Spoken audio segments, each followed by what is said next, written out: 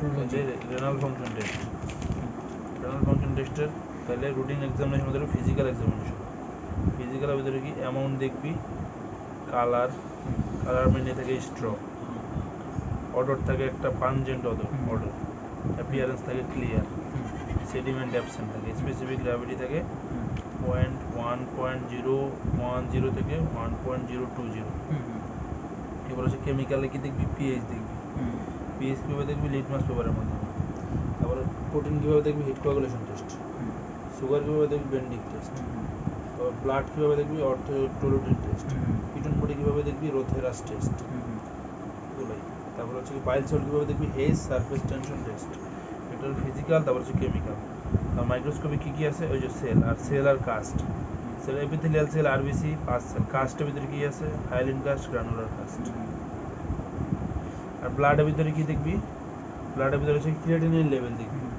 তারপর হচ্ছে blood urea nitrogen দেখবি, BUN creatinine level, blood urea nitrogen, আর হচ্ছে কি uric acid level. Creatinine, blood urea nitrogen আর ইউরিক অ্যাসিড, আর হচ্ছে ব্লাড ইউরিয়া।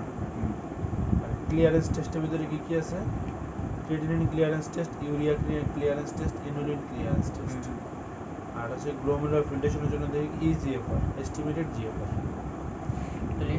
তাহলে কি হলো, ফার্স্ট হচ্ছে রুটিন এক্সামিনেশন, ব্লাড কী বলে ব্লাড অ্যানালাইসিস, তারপর হচ্ছে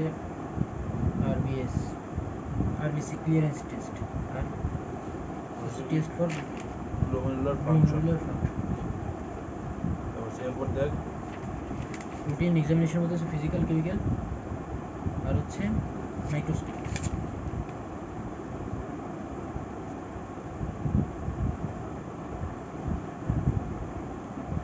ওর বেড সাইড ইউরিনে কী কী টেস্ট করো, মানে বেড সাইড ইউরিন নিয়ে তুই কী কী টেস্ট করতে পারিস। বেড সাইডে কী দেখতে পারিস, কালার দেখতে পারিস। কালারে কী কী দেখবি, কালার স্মোকি কালার, মানে হাই কালার হবে, হেমাচুরিয়া থাকবে। বেড সাইড ইউরিন নিয়ে কী কী টেস্ট করতে পারবে, কালার মানে যে কোনো ওই রোগী আছে না, রোগী ধর বেড সাইডে যারা ধর প্রসাব দেখে তুই কী কী বুঝতে পারবি ওসব। অ্যামাউন্ট, কালার দেখে বুঝবি যেটা হাই কালার। অ্যামাউন্ট কম থাকলে সেটা হচ্ছে কি, সেটা হচ্ছে তোর অলিগুরিয়াতে অ্যাকিউট রেনাল ফেলিউর হয় অলিগুরিয়া। তারপর প্রোটিনিউরিয়া আছে কিনা। তারপর হচ্ছে গ্লাইকোসুরিয়া, ডায়াবেটিস মেলিটাস। কী করতে পারবি এখানে, বেন্ডিং টেস্ট করবি। প্রোটিনিউরিয়া দেখবি কীভাবে, কিটোন বডি টেস্ট করবি। এগুলো হচ্ছে বেডসাইড টেস্টের মাধ্যমে এগুলো জানতে পারবি। স্মোকি ইন হেমাচুরিয়া, ওই যে লাল কালার।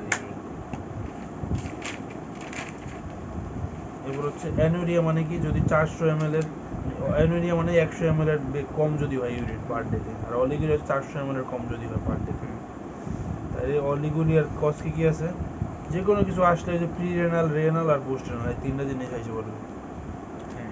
তাহলে প্রি রেনালের ভিতরে কি কি কজ আছে, একটা হচ্ছে কি ইনঅ্যাডিকুয়েট ফ্লুইড ইনটেক, যদি তুই পানি কম খাইস, ফ্লুইড কম খাইস, ডিহাইড্রেশন। তারপর হচ্ছে কি ডায়রিয়া, বার্ন, এক্সেসিভ সোয়েটিং, এগুলোর ক্ষেত্রে অলিগুরিয়া অ্যানুরিয়া হইতে পারে। ঠিক আছে, তাইলে ইনঅ্যাডিকুয়েট ফ্লুইড ইনটেক, তারপর হচ্ছে ডিহাইড্রেশন, ডায়রিয়া, বার্ন, ভমিটিং, যেগুলোর কারণে হতে পারে। ঠিক আছে, প্রলং ভমিটিং। আর হচ্ছে ব্লাড লস হচ্ছে ট্রমা, সার্জারি, এগুলোর ক্ষেত্রে যদি ব্লাড লস হয়, অথবা সেপ্টিসেমিয়ার ক্ষেত্রে কার্ডিওজেনিক শক, মাইক্রোডেল ইনফেকশন, এগুলোর ক্ষেত্রে হতে পারে। আর রেনাল কজ কি কি আছে, এটা হলো প্রি রেনাল। রেনাল কজ কি কি আছে, রেনাল কজ হচ্ছে তোর AGN due to acute renal failure হতে পারে। অ্যাকিউট রেনাল ফেলিউর আর কি রেনাল কজটা main. Acute renal failure drug কি ড্রাগ, এনএসআইড, এসি ইনহিবিটর, তারপর হচ্ছে এছাড়া হচ্ছে ডিআইসি, মিসম্যাচ ব্লাড ট্রান্সফিউশন। তো এনে করবে কি acute renal failure mainly oliguria অ্যানুরিয়াটা হয়। নেফ্রাইটিক সিনড্রোম না, অ্যাকিউট রেনাল ফেলিউর কি এগুলো, নেফ্রাইটিক সিনড্রোম তো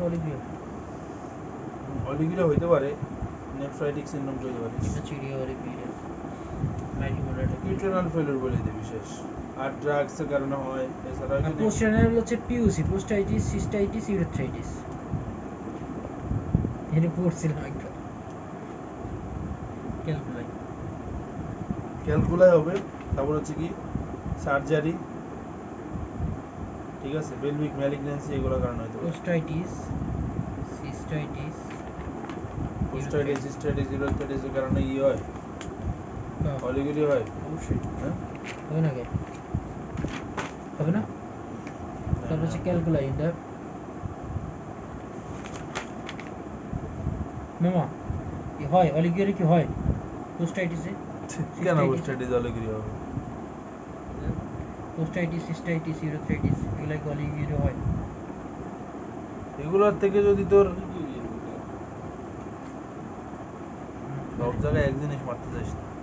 calculi pelvic malignancy, pelvic malignancy, surgery, is a cystinuria, crystal urine, crystal urea, crystal urine. Crystal calculi pelvic malignancy, surgery. Crystal urea বলা যাবে না, তিনটা করতে হবে। আর পলিউরিয়া হচ্ছে কি 3 লিটারের বেশি যদি খাইস সেক্ষেত্রে পলিউরিয়া হবে। এক্সেসিভ ফ্লুইড ইনটেক, এক্সেসিভ চা, কফি, অ্যালকোহল, তারপর ডায়াবেটিস, ডায়াবেটিস, ইনসিপিটাস, মেলাইটাস, দুইটাই ডায়োরেটিক্স, ঠিক আছে। এরপর হচ্ছে কি ট্রিটমেন্ট, কি ট্রিটমেন্ট অ্যাকর্ডিং টু কজ, এরপর হচ্ছে কি clinical information use search for identification of aetiology of polyuria. পলিউরিয়ার এটিওলজিতে কীভাবে কী কী হিস্ট্রি নিবি তার, ঠিক আছে। ডায়াবেটিসের হিস্ট্রি নিবি, যেমন ডায়াবেটিসের পলিউরিয়াতে কি ওয়েট লস, পলিডিপসিয়া, উইকনেস এগুলো আছে কিনা, এগুলোর ক্ষেত্রে কী হবে ডায়াবেটিস হতে পারে। Polyuria, polydipsia, weakness, weight loss এগুলোর ক্ষেত্রে ডায়াবেটিস। আর পলিউরিয়া আর কী কী কারণে হাইপার ক্যালসিমিয়াতে পলিউরিয়া হয়, ঠিক আছে।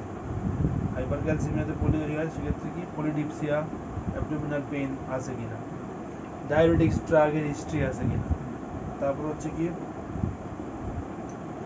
ডায়াবেটিস ইনসিপিটাস হিস্ট্রি আছে কিনা, ঠিক আছে। Diabetes excessive large amount of urine, diabetes insipidus অনেক বেশি প্রস্রাব হয়, ঠিক আছে। তারপর হচ্ছে কি এক্সেসিভ ফ্লুইড ইনটেক, চা, কফি, পানের হিস্ট্রি আছে কিনা, এগুলো নিবি, ঠিক আছে। তাইলে এই কোশ্চেনগুলো কিন্তু একটু ঘুরায় আসে এইভাবেই, যেমন hot clinical information use search for identification of aetiology of polyuria. ওই ঘুরে ফিরে একই জিনিস, খালি এর একটু করে দিবি যে পলিডিপসিয়া, ওয়েট লস, উইকনেস এগুলো থাকলে হয় ডায়াবেটিস, তারপর ডায়াবেটিক ড্রাগ খাইছে কিনা, চা কফি বেশি খাইছে কিনা, বেশি পানি খাইছে কিনা, ডায়াবেটিস ইনসিপিটাস কি এক্সেসিভ অ্যামাউন্ট অফ ইউরিন হয়, এগুলো হয়েছে কিনা, ঠিক আছে। এরপর হচ্ছে কি হেমাচুরিয়া। হেমাচুরিয়া কি ব্লাড ইন দ্য ইউরিন, এটা হচ্ছে কি হেমাচুরিয়া। তাহলে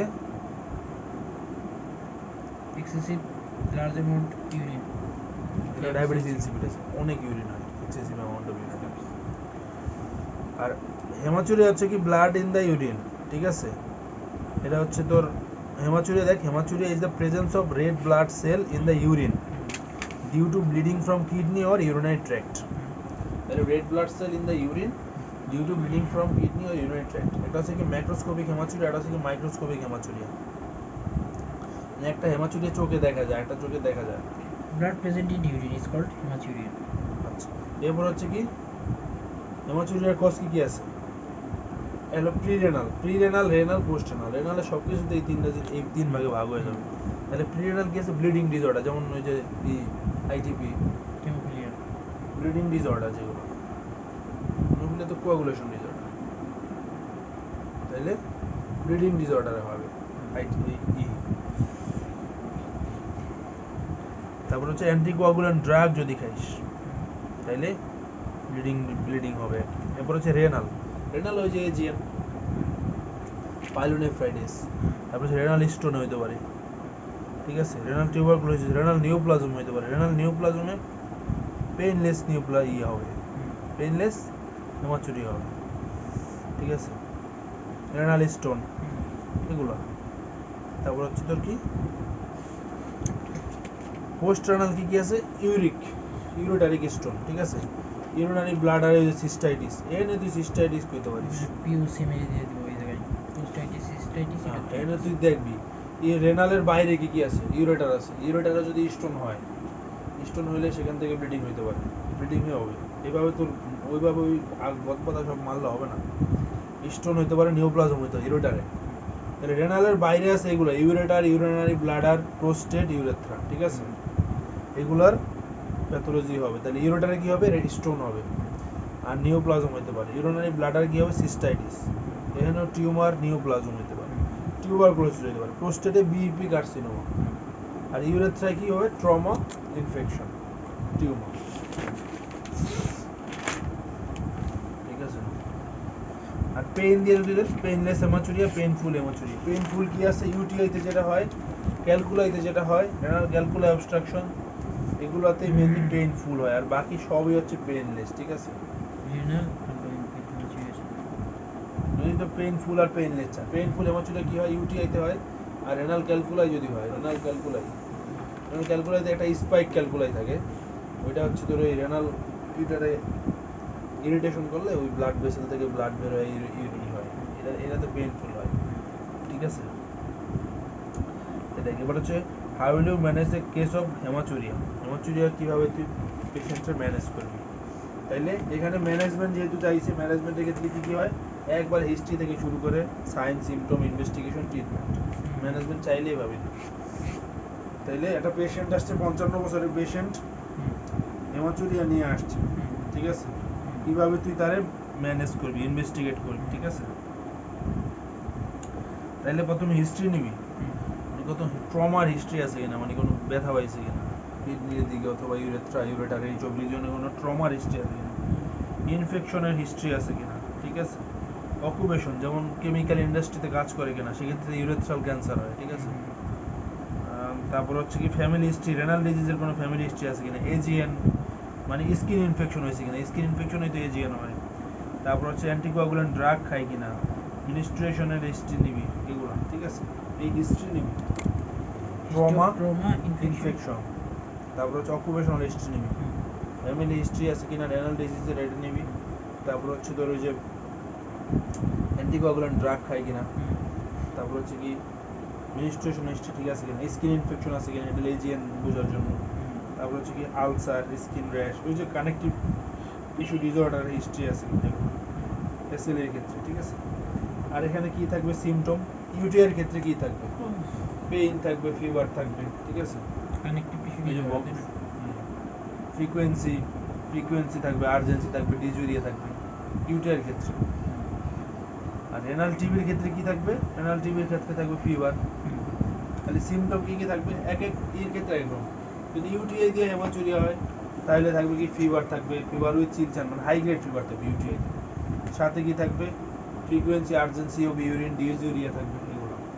আর যদি রেনাল টিউবারকুলোসিস হয় সেক্ষেত্রে কি থাকবে, সেক্ষেত্রে হবে ফিভার থাকবে, অ্যানোরেক্সিয়া থাকবে, কিন্তু এখানে ফিভার থাকবে লো গ্রেড ফিভার। ঠিক আছে, আর ডার্ক ইউরিন থাকবে, এখানে ইউরিনটা হবে ডার্ক ইউরিন।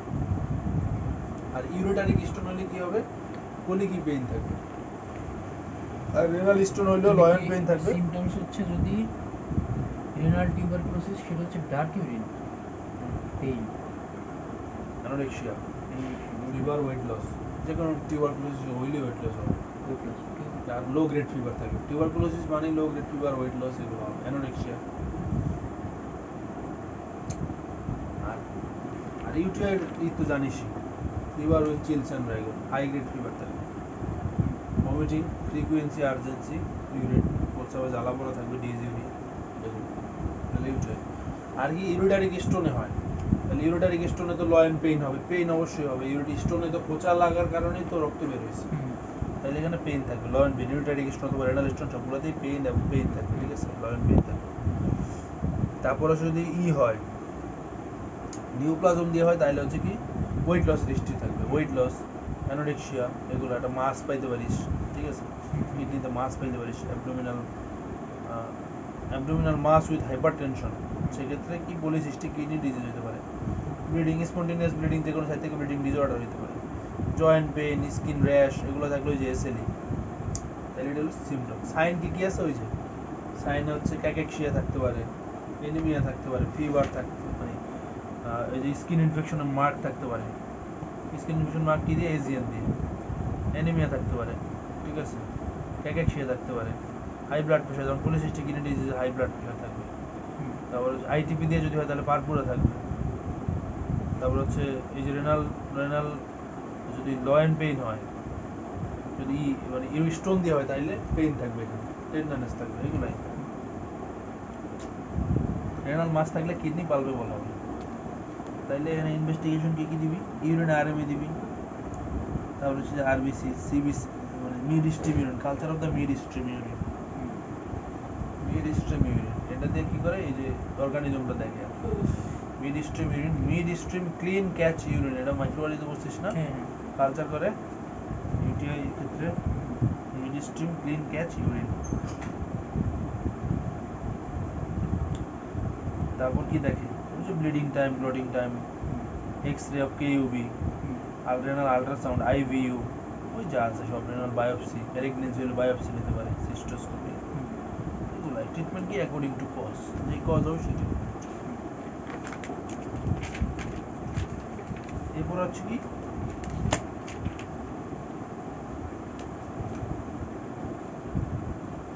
হেমাচুরিয়া কি কাজ হতে পারে? একটা লোক 30 বছরের একটা ফিমেল আসছে তোর কাছে, তার কি কি কারণে হেমাচুরিয়া হতে পারে? তাহলে ইউটিআই হতে পারে, এজিএন হতে পারে, তারপর হচ্ছে ব্লিডিং ডিসঅর্ডার, আইটিবি হতে পারে, টিবি, রেনাল টিবি, তার নিউপ্লাজম হওয়ার সম্ভাবনা কম, তাহলে ইউটিআই হবে, এজিএন হবে, এসএলই কানেকটিভ টিস্যু ডিসঅর্ডার থেকে হতে পারে, ব্লিডিং ডিসঅর্ডার হতে পারে, ঠিক আছে, রেনাল টিবি হতে পারে, অ্যান্টিকোয়াগুলেন্ট ড্রাগ, তাহলে এগুলো বুঝছিস তো? ভাই হিস্ট্রি নিবি, তারপর সাইন সিমটম দেখবি, তারপর ইনভেস্টিগেশন দিবি, ট্রিটমেন্ট দিবি কি অ্যাকর্ডিং টু কজ। যে কোনো কিছু যদি এইভাবে করে তাহলে এইভাবে তুই এটা প্রোটোকলে ফালায় লিখে দিবি, ঠিক আছে? হিস্ট্রি, সাইন সিমটম, ইনভেস্টিগেশন, তারপর ট্রিটমেন্ট। হিস্ট্রি কি নিবি? ট্রমার হিস্ট্রি আছে কিনা, ইনফেকশনের হিস্ট্রি আছে কিনা, তারপর তার যে অ্যানোরেক্সিয়া, ওয়েট লসের হিস্ট্রি আছে কিনা, তারপর কি আছে তার ফিভার, মানে কি করে লো গ্রেড ফিভারের হিস্ট্রি আছে কিনা, তারপর কি কি নিতে পারিস, তার ব্লিডিং ডিসঅর্ডারের হিস্ট্রি আছে কিনা, ফ্যামিলিয়াল রেনাল ডিজিজের হিস্ট্রি আছে, সাইন সিমটম নিবি, ইউটিআইতে কী হয়, তারপরে রেনাল টিউবারকুলোসিসে কী হয়, এগুলোর সিমটম। তারপর স্টোন হলে ব্যথা থাকবে, তারপর ম্যালিগনেন্সি হলে কী থাকবে, এখানে মাস পাবি, রেনালে মাস পেতে পারিস, ক্যাকেটশিয়া থাকবে, এগুলো দেখবি, এগুলো দেখে সাইন সিমটম ইনভেস্টিগেশন দিয়ে ট্রিটমেন্ট হবে অ্যাকর্ডিং টু কজ। এর কোশ্চেনটা কি? কোশ্চেনটা হচ্ছে তোর 55 বছরের একজন ওল্ড হেমাচুরিয়া নিয়ে তোর কাছে প্রেজেন্ট করছে, তুই কিভাবে তারা ইনভেস্টিগেট করবি, কিভাবে তাকে ম্যানেজমেন্ট করবি, ঠিক আছে?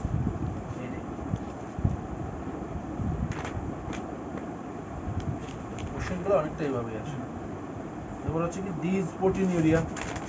প্রোটিনিউরিয়া জিনিসটা যদি 150 মিলিগ্রাম প্রেজেন্স অফ, মানে নর্মাল ইউরিনে হচ্ছে তোর 150 মিলিগ্রাম পর্যন্ত প্রেজেন্ট, মানে ইউরিন থাকতে পারে, 150 মিলিগ্রাম অফ অ্যালবুমিন থাকতে পারে, তাতে কোনো সমস্যা হয় না।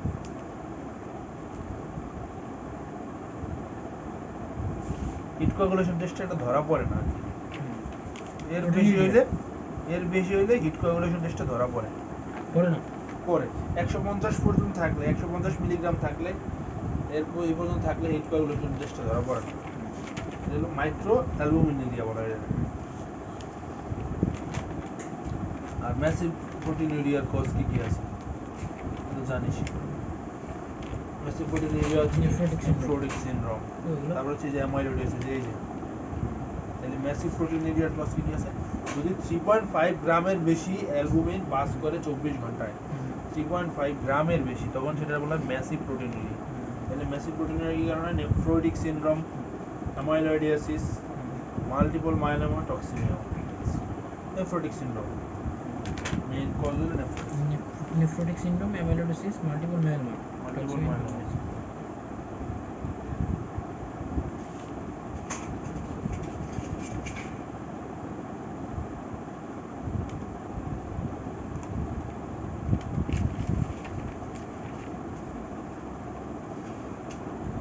এবার ইউটিআই এর কজ কি কি আছে? ইউটিআইটা এই যে ইউটিআই, ঠিক আছে?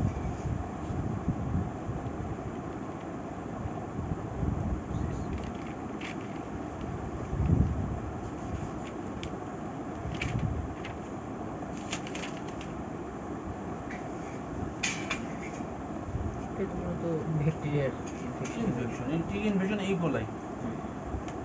E. coli from derived from GI tract, ঠিক আছে, এটাই 70-75%। তারপর হচ্ছে কি প্রোটিয়াস, স্টোফাইলোকাস, সেপ্রোফাইটিকাস, ক্লিপশিলা, এগুলা। তাহলে ইউটিআর ম্যানেজমেন্ট এর হলো মেইনলি ইউটিআর ম্যানেজমেন্ট আর কিছু। তাহলে ইউটিআর ফিচার কি কি পাবি? ওই যে হাই গ্রেড ফিভার, তারপর উইথ চিলস অ্যান্ড রাইগর, তারপর হচ্ছে কি ডিসইউরিয়া, উল্টা এই যে তাহলে ইউটিআইতে হাই গ্রেড ফিভার থাকবে। তারপর হচ্ছে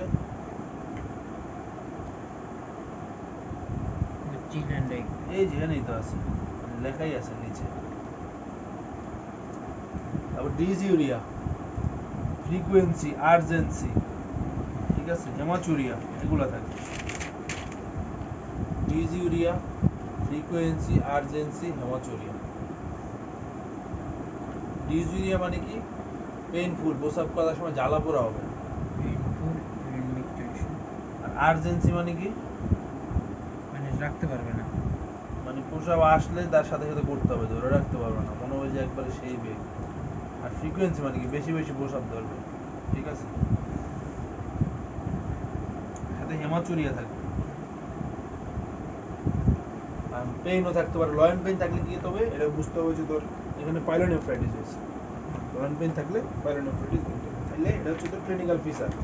ইনভেস্টিগেশন কি করবি? মেইনলি এখানে রুটিন মাইক্রোস্কোপি এক্সামিনেশন। আর এটা কি নেবে? মিডিস্ট্রিম, এটা তো গ্রোইন, লয়ার, আর পিছনে হচ্ছে লয়েড। এই যে এটাই লয়ার, এই জায়গাটাই লয়ার। রাইট।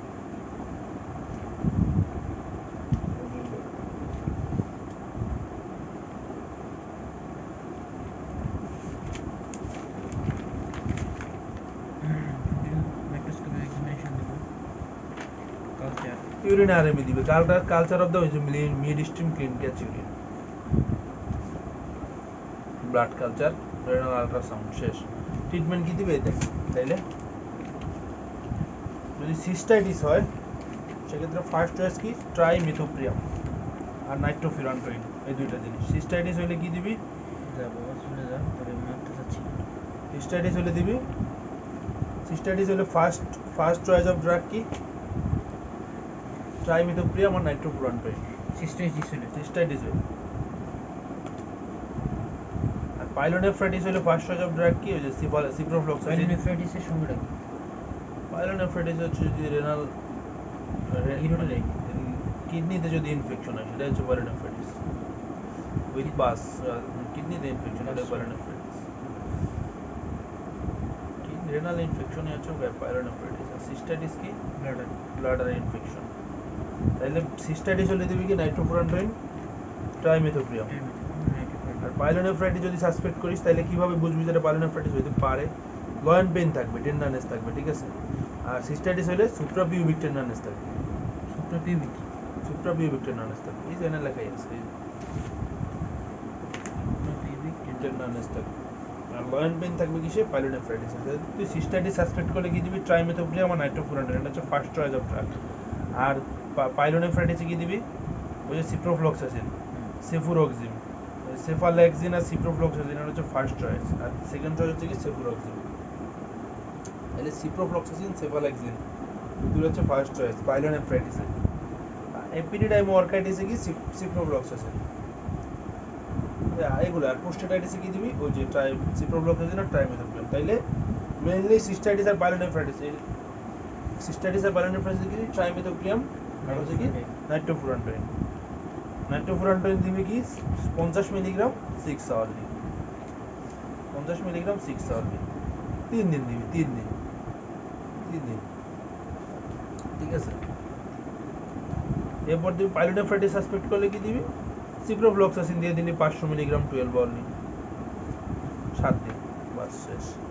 তাহলে এখানে মেইনলি ট্রিটমেন্ট হচ্ছে তোর কি? অ্যান্টিবায়োটিক।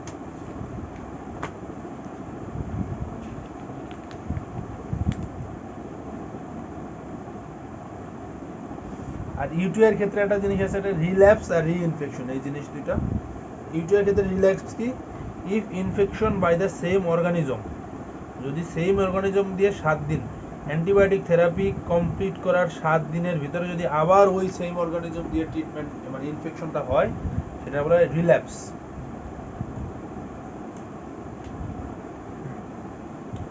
আর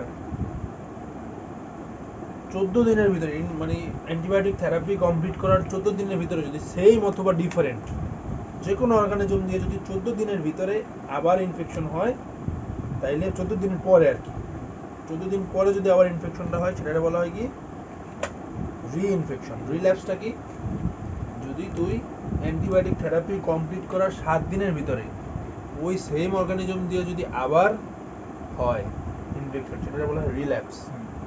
আর রিইনফেকশন কি, পুরো অ্যান্টিবায়োটিক থেরাপি কমপ্লিট করে ফেলছিস, তার 14 দিন পরে যায় যদি যে কোনো অর্গানিজম দিয়ে সেম অথবা ডিফারেন্ট যে কোনো অর্গানিজম দিয়ে যদি ইনফেকশনটা হয় সেটা বলে রিইনফেকশন। ঠিক আছে?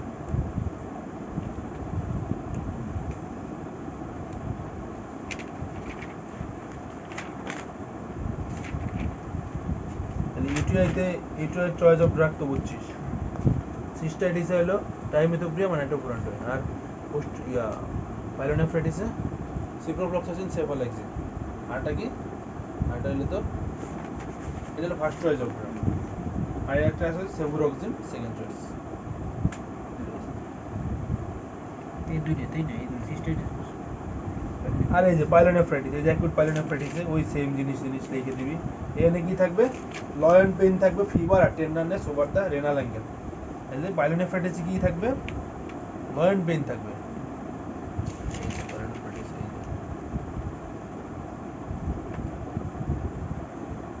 ও পাইলোনেফ্রাইটিস 110 পেজে তাহলে অ্যাকুট পাইলোনেফ্রাইটিস তিনটা ক্লাসিক্যাল ট্রায়াড আছে, এটা দিয়ে বুঝবি যে অ্যাকুট পাইলোনেফ্রাইটিস। এটা কি লয়েন পেইন থাকবে, লয়েন পেইন, এই লয়েন পেইন, ফিভার থাকবে আর টেন্ডারনেস থাকবে রেনাল অ্যাঙ্গেলে। ঠিক আছে? ল্যাঙ্গে তাইলে অ্যাঙ্গেল লিখব এই যে পিছনে 12 লিপসের কোনায় পেইন ফিভার টেন্ডারনেস। এটা অ্যান্টিবায়োটিক কি দিবি, এই যে এটার ট্রিটমেন্ট কি অ্যান্টিবায়োটিক।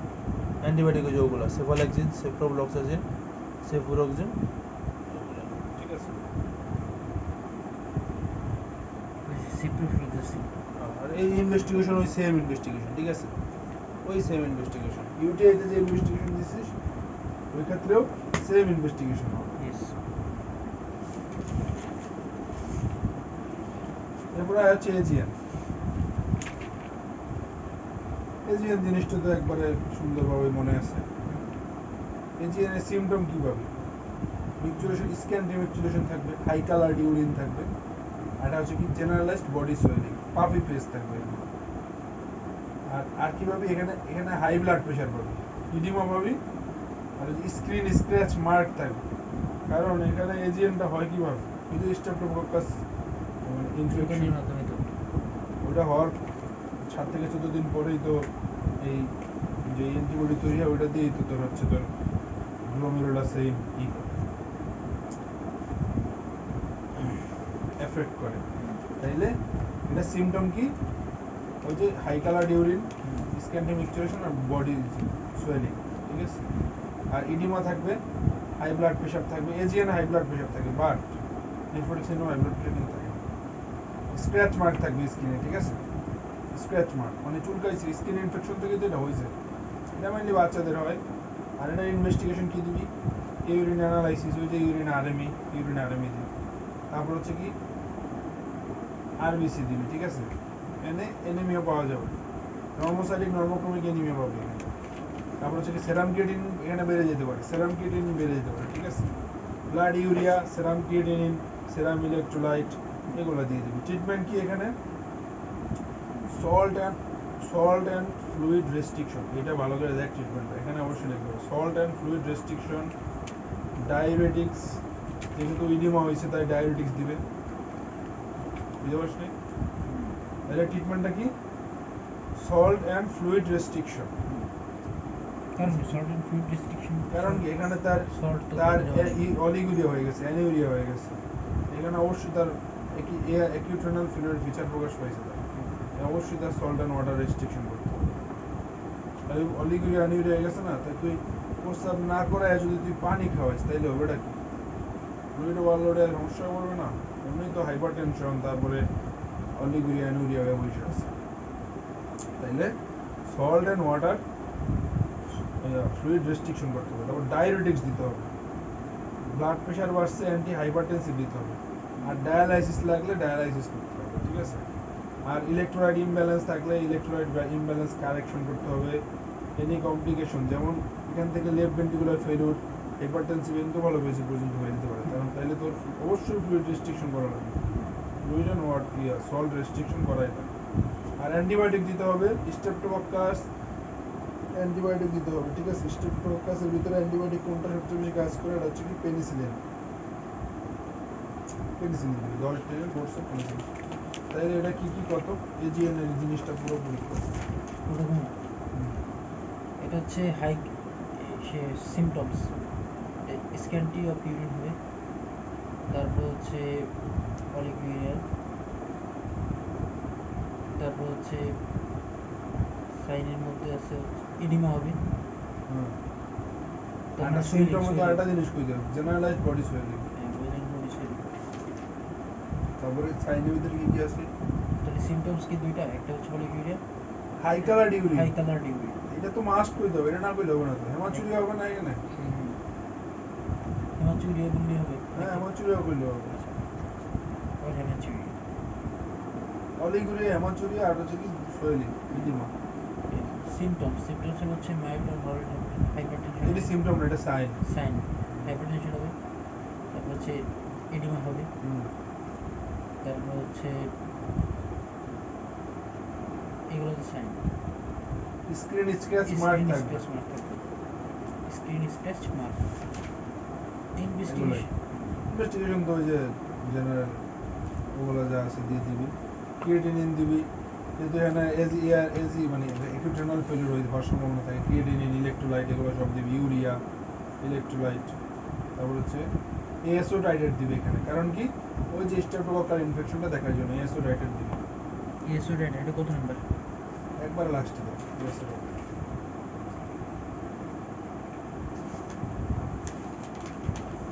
এরপর হচ্ছে অপর পৃষ্ঠায় কমপ্লিকেশন অফ এজিএন। এজিএন থেকে কি কমপ্লিকেশন হচ্ছে, acute renal failure, hypertensive encephalopathy, acute left ventricular failure, এছাড়া ইলেকট্রোলাইট ইমব্যালেন্স হতে পারে। চারটা জিনিস হবে, অ্যাকিউট রেনাল ফেলিউর হবে, তারপর হচ্ছে হাইপারটেনসিভ এনকেফালোপ্যাথি হবে, অ্যাকিউট লেফট ভেন্ট্রিকুলার ফেলিউর হবে, তারপর হচ্ছে অ্যাসিড বেস মানে ইলেকট্রোলাইট ইমব্যালেন্স হবে, হাইপারক্যালেমিয়া, অ্যাসিডোসিস এগুলো হবে, ঠিক আছে। তাহলে এজিএন এনে হিস্ট্রি দিবে হচ্ছে, এটা বাচ্চা আসছে তোর সাথে, puffiness of the face, hypertension, oliguria, তারপর হচ্ছে তোর হেমাচুরিয়া, এগুলো নিয়ে আসছে। তাইলে তার কি ডায়াগনোসিস হচ্ছে তোর এইভাবে ডিরেক্ট করবো না যে এজিএন এর এই কম, এইভাবে দিবে, এইভাবে কিছু দিবে, সিনারিও দিয়ে বলবে যে এই ট্রেনিং মনে রাখবি বাচ্চাদের হয়, প্রেশার থাকবে, পাফিনেস অফ দ্য ফেস থাকবে, হ্যাঁ পাফিনেস অফ দ্য ফেস থাকবে, প্রেশার থাকবে, হেমাচুরিয়া থাকবে, এগুলো। এরপরে হচ্ছে নেফ্রোটিক সিনড্রোম। তাহলে নেফ্রোটিক সিনড্রোমের যে কজ পড়ছিলাম প্যাথোলজি, তো সেম কজ, প্রাইমারি আর সেকেন্ডারি। প্রাইমারির ভিতরে কি আছে, membranous glomerulopathy, minimal change disease, focal segmental glomerulosclerosis, এগুলা। মেমব্রেনো প্রলিফারেটিভ গ্লোমেরুলোনেফ্রাইটিস, এই চারটা জিনিস। তাহলে membranous glomerulopathy, minimal change disease, focal segmental glomerulosclerosis. আর সেকেন্ডারি কি কি আছে, ডায়াবেটিস মেলাইটাস, এসএলই, ড্রাগসের ভিতরে আছে কি এনএসএইড, পেনিসিলিন। সেকেন্ডারি সিস্টেমিকের ভিতরে আছে কি ডায়াবেটিস মেলাইটাস, এসএলই। আর সিস্টেমিকের ভিতরে কি কি আছে, ড্রাগসের ভিতরে কি কি আছে, এনএসএইডস, পেনিসিলিন, ঠিক আছে, হিরোইন। আর এছাড়া হচ্ছে কার্সিনোমা, লিম্ফোমা, এইসব ক্ষেত্রে হতে পারে। এছাড়া হচ্ছে তোর ইনফেকশন যেমন malaria, syphilis, hepatitis B, C, HIV, এইসব ক্ষেত্রে নেফ্রোটিক সিনড্রোমটা হতে পারে। তাইলে এনাসার্গা কি পড়ছিলাম আমরা, জেনারেলাইজড এডিমা। আর নেফ্রোটিক সিনড্রোমের যে সংজ্ঞাটা পড়ছিলাম প্যাথোলজি থেকে, এটা কি, ওটা হচ্ছে তোর প্রোটিনিউরিয়া থাকবে, massive proteinuria, 3.5 gram per 24 hour, hypoalbuminaemia, generalised oedema, generalised oedema, hyperlipidaemia and lipidaemia. বাস। এরপর আয় হচ্ছে তোর ক্লিনিক্যাল ফিচার কি কি আছে নেফ্রোটিক সিনড্রোমের। নেফ্রোটিক সিনড্রোমের ক্লিনিক্যাল ফিচার হচ্ছে জেনারেলাইজড বডি সোয়েলিং থাকবে, তারপর এখানে কিন্তু হাইপারটেনশন থাকবে না, বারবার কইতেছি। তারপর হচ্ছে কি, যেহেতু এখানে ইডিমা হবে, সেখান থেকে রেসপিরেটরি ডিস্ট্রেস হতে পারে, ঠিক আছে। তারপর হচ্ছে কি উইকনেস থাকবে। তাহলে এটার মেইন সিমটম হচ্ছে জেনারেলাইজড বডি সোয়েলিং আর উইকনেস। আর সাইন কি কি আছে? সাইনে হচ্ছে পিটিং ইডিমা পাবি। পিটিং ইডিমা মানে কি? চাপ দিলে আবার উঠে চলে আসবে, ডাববে চাপবে, কিন্তু উঠে যাবে, এটা হচ্ছে পিটিং ইডিমা।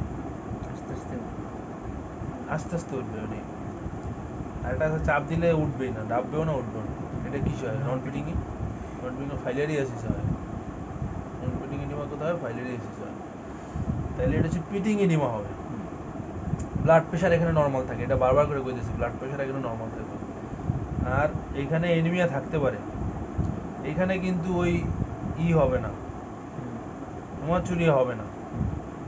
এখানে কিন্তু এর একুটেনাল ফেলিউরের কোনো ফিচার আসবে না, ঠিক আছে। তাইলে এখানে কি থাকবে? অ্যাসাইটিস থাকতে পারে, এখানে অ্যাসাইটিস থাকতে পারে, প্লুরাল এফিউশন থাকতে পারে, কারণ এই জন্য রেসপিরেটরি ডিস্ট্রেস, কারণ এই ফ্লুইডগুলো যেখানে যাবে সেখানে ঝামেলা করবে, ফ্লুইড যেহেতু বেড়ে গেছে। ইডিমা হবে, জেনারেলাইজড ইডিমা। কার্ডিওভাস্কুলার সিস্টেমে কি? পেরিকার্ডিয়াল এফিউশন। রেসপিরেটরি সিস্টেমে কি হবে? প্লুরাল এফিউশন। কার্ডিওভাস্কুলার সিস্টেমে হবে কি? পেরিকার্ডিয়াল এফিউশন। আর ইসে হবে কি? অ্যাসাইটিস, ঠিক আছে। তাইলে এখানে তুই ল্যাবরেটরি ফাইন্ডিং কি কি পরীক্ষা দিবি? এখানে মেইনলি পরীক্ষা দিবি হচ্ছে ইউরিনারি, ইউরিনারি থেকে প্রোটিন দিবি, প্রোটিন মেইন। প্রোটিন কিভাবে? ম্যাসিভ প্রোটিন ইউরিয়া, প্রোটিন 3+ অথবা 4+ পাওয়া যাবে, ঠিক আছে। 24 আওয়ার প্রোটিন দিবি, 24 আওয়ার প্রোটিন, এখানে ম্যাসিভ প্রোটিন ইউরিয়া পাওয়া যাবে। আর হচ্ছে কি, সেরাম কোলেস্টেরল লেভেল এখানে বেড়ে যাবে, ঠিক আছে। সেরাম কোলেস্টেরল লেভেল এখানে হাইপোঅ্যালবুমিনিয়া থাকবে, ওই যে অ্যালবুমিন কম পাবে, এগুলো অ্যালবুমিন গ্লোবিন রেশিও অ্যালটার্ড। আর এটা ট্রিটমেন্ট হচ্ছে মেইনলি স্টেরয়েড। এই নেফ্রোটিক সিনড্রোমের ট্রিটমেন্ট করা হচ্ছে কি স্টেরয়েড দিয়ে। তাহলে একটা হচ্ছে সাপোর্টিভ ট্রিটমেন্ট, আছে কি সাপোর্টিভ ট্রিটমেন্ট, আর একটা হচ্ছে কি স্পেসিফিক ট্রিটমেন্ট। তাহলে সাপোর্টিভ ট্রিটমেন্টের ভিতরে কি কি আছে? সাপোর্টিভ ডায়েট, যেমন ব্যালেন্স ডায়েট করতে হবে, balance died in adequate in protein. এনে কিন্তু প্রোটিন রেস্ট্রিকশন দেয় নাই, কারণ এটা রেনাল ফেলিউর না, বারবার প্রোটিন রেস্ট্রিকশন এই জায়গায় নাই। এখানে ব্যালেন্স ডায়েট করতে হবে, অ্যাডিকুয়েট প্রোটিন খাইতে হবে, এখানে ক্যালোরি খাইতে হবে। ফ্লুইড এখানে রেস্ট্রিকশন নাই, কিন্তু ইডিমা সিভিয়ার হলে রেস্ট্রিকশন দেয়, এছাড়া ফ্লুইড রেস্ট্রিকশন এখানে করে না। বাট এজিএনে কিন্তু অবশ্যই ফ্লুইড রেস্ট্রিকশন ছিল, ঠিক আছে। এটা পার্থক্য করতেছে দুটোর সাথে দুটো গোলায় না ফেলার জন্য। ইডিমা সিভিয়ার হলে ডায়াবেটিক্স দিতে হবে, ঠিক আছে। আর স্পেসিফিক ট্রিটমেন্ট এখানে কি কি আছে? এটা হলো main specific treatment. Initial attack হইলে, প্রথমবার অ্যাটাকে ইনিশিয়াল অ্যাটাকে কি দিবি? Prednisolone. Prednisolone 60 milligram per metre square body surface area. তাহলে প্রথমে প্রেডনিসোলন দিবি 60 মিলিগ্রাম পার, এখানে ডোজটা মনে রাখতে হবে একটু। হ্যাঁ, তাহলে প্রেডনিসোলন দিবি 60 milligram per metre square body surface area. এটা করে দিবি 6 সপ্তাহ, মানে 1.5 মাস। 6 সপ্তাহ দিবি, মানে প্রথম 6 সপ্তাহ হইলে 1.5 মাস লাগবে, মানে 6 সপ্তাহ হইলে। এইভাবে ট্রিটমেন্ট প্রোটোকলটা তো। তাহলে প্রথম 6 সপ্তাহ 60 মিলিগ্রাম পার কেজি, মানে per metre square body surface area অনুযায়ী তোর কি পুরে জানতে পারছিস? কয়েল দেখতে, কয়েল লাগবে কিছু করার কথা না। তাহলে 60 মিলিগ্রাম পার, দেখ 60 মিলিগ্রাম, এটা এখানে এই ডোজটা খুব important. Initial attack 60 milligram prednisolone দিবি, prednisolone 60 milligram per metre square body surface area, প্রথম 6 সপ্তাহ দিবি। তারপরে এটা কমাবি, টেপার করবি। তারপর কি করবি? 40 milligram per metre square body surface area দিবি, সিঙ্গেল মর্নিং ডোজ, মানে অল্টারনেট ডেজ, মানে একদিন পর পর সকালবেলা 6 সপ্তাহ, এখানে প্রথম 6 সপ্তাহ তো ওই ডোজ যাবে, তারপরে 40 milligram per metre square body surface area, এটা কি দিবি প্রতিদিন সকালে অল্টারনেট ডেজে, ঠিক আছে, ফর একদিন নেক্সট পর 6 একদিন। উইক, একদিন পর একদিন, নেক্সট 6 উইক, ঠিক আছে। এরপরে ট্যাপার করবি কি 2 থেকে 3 মাসে স্লোলি ট্যাপার করবি, এরপরে এই যে 2 থেকে 3 মাসে স্লোলি ট্যাপার করবি। তারপর হচ্ছে একবার উঠায় নিবি 2 থেকে 3 মাসে, যেহেতু স্টেরয়েড এটা আজীবন সবসময় খাওয়া যাবে না। এরপর হচ্ছে কি রিল্যাপস যদি হয়, ইনফ্রিকুয়েন্ট রিল্যাপস যদি হয়, ঠিক আছে, মানে মাঝে মাঝে যদি আবার রিল্যাপস হয়, সেক্ষেত্রে কি দিবি ওই যে prednisolone 60 millimetre square body surface area until, এখানে 6 সপ্তাহ বলে না, এখানে কি বলছে, রিল্যাপস হচ্ছে 7 দিনের মধ্যে যদি হয়। না না রিল্যাপস আর ওইটা, এখানে রিল্যাপস আলাদা, হ্যাঁ? ওই রিল্যাপসের সাথে এই রিল্যাপস মিলাইস না। ইনফ্রিকুয়েন্ট রিল্যাপস যদি হয় সেক্ষেত্রে কি prednisolone 60 milligram per metre square dose, ঠিক আছে, বাট এখানে কয়দিন দিবি, আনটিল, এই কথাটা দেখ, until or nil trace amount of protein, যতদিন না পর্যন্ত আনটিল অথবা ট্রেস অ্যামাউন্ট অফ প্রোটিন থাকবে, কয়দিন, 3 কনজিকিউটিভ ডে, মানে পর পর 3 দিন তুই প্রোটিন টেস্ট করাবি, পর পর 3 দিন যদি তোর প্রোটিন নীল অথবা একবারে সামান্য আসে, ততদিন পর্যন্ত তুই ওই 60 milligram per metre square body surface area অনুযায়ী প্রেডনিসোলন ডোজ চালায় যাবে। এরপরে কি করবি, এরপরে ওই যে আগের ডোজেই single morning dose alternate days, তারপর হচ্ছে নেক্সট 2 to 3 মান্থে টেপার করবি। তাইলে এটা কি নীল না হয়, পরপর 3 দিন যদি নীল না হয় এর আগ পর্যন্ত চালাই দিতে হবে, আর আগেরটা ছিল 6 সপ্তাহ। তারপর হচ্ছে ফ্রিকোয়েন্ট রিল্যাপস, এটা যদি ফ্রিকোয়েন্ট রিল্যাপস হয় অথবা স্টেরয়েডও কাজ হচ্ছে না, স্টেরয়েডও ডিপেন্ডেন্ট হয়ে গেছে, স্টেরয়েড ডিপেন্ডেন্ট হয়ে গেছে, কাজ হচ্ছে না, না তাহলে ডিপেন্ডেন্ট হয়ে গেছে, তখন কি করতে হবে, prednisolone 60 milligram body surface area daily দিতে হবে 2 to 3 ডিভাইডেড ডোজ। আগে কি ছিল একবারই, এখন কি হচ্ছে 2 থেকে 3 ডিভাইডেড ডোজ, ঠিক আছে, আনটিল অর আনলেস ওই একই জিনিস, মানে 2 থেকে 3 বার দিতে হবে একদিনই। হ্যাঁ, আগে ছিল কি একবারই, এখন হয়েছে কি 2 থেকে 3 বার।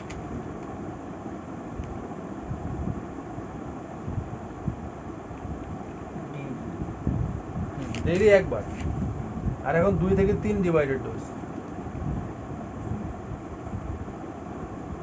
তাইলে আনটিল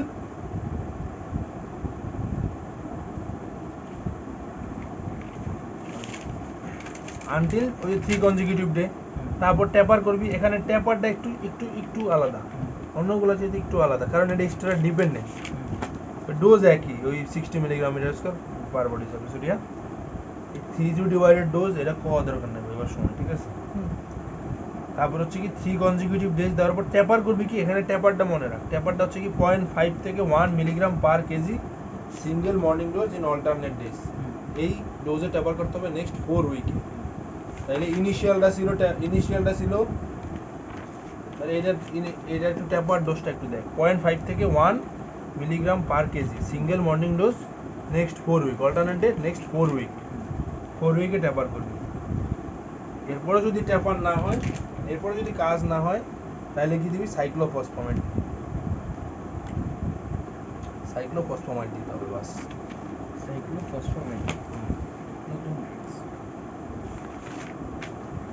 বুঝছিস এবার? তাহলে ডোজ 3টা আবার দেখ, ওই যে ইনিশিয়াল ডোজ, তারপর হচ্ছে ইনফ্রিকুয়েন্ট রিল্যাপস, আর হচ্ছে ফ্রিকুয়েন্ট রিল্যাপস স্টেরয়েড ডিপেন্ডেন্ট।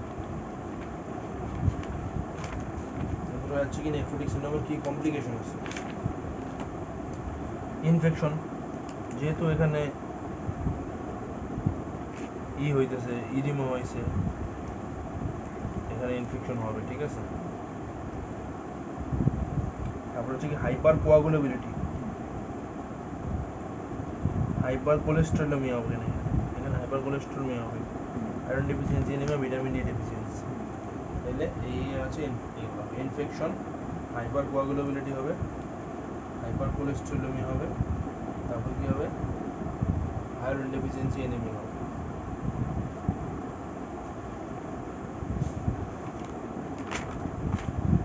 এইবার হচ্ছে এজিএন আর নেফ্রোটিক সিন্ড্রোমের পার্থক্যতে।